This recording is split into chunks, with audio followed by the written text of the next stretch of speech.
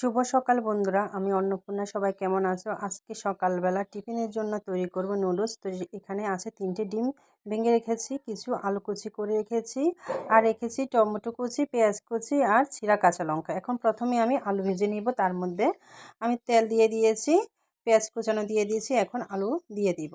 ঝুরি করে আলু কেটে নিয়েছি, আপনারা চাইলে টুমটুমো করে দিতে পারেন। তো এখন আমি আলু দিয়ে দেওয়ার পরে আমি কিছু ছিঁড়া কাঁচা লঙ্কাও দিয়ে দিয়েছি। দেখো, ছিঁড়া কাঁচা লঙ্কা দিয়ে দিয়েছি। এখানে কিন্তু পাকা আর কাঁচা লঙ্কা দুটো মিলে আছে। এখন আমি হলুদ দিয়ে ভালো করে নেড়ে ছেড়ে মচমচ করে আলু ভেজে নেব।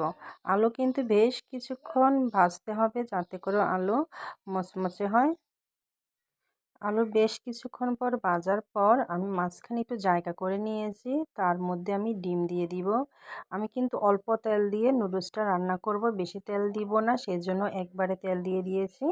এই যে মাঝখানে খালি করে আমি 3টে নুডলস দিয়ে দিয়েছি, তার মধ্যে একটু লবণ দিয়ে দিয়েছি যাতে করে ডিমের ভিতরে লবণটা ঢুকে যায়। এর মধ্যে আমি নুডলসের মশলা একটি প্যাকেট দিয়ে ভালো করে নেড়ে চেড়ে নেব।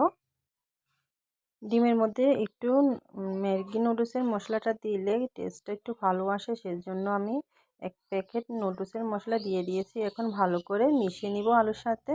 আলুর সাথে বেশ কিছুক্ষণ ভাজার পর আমি দিয়ে দিব কুচানো টমেটো।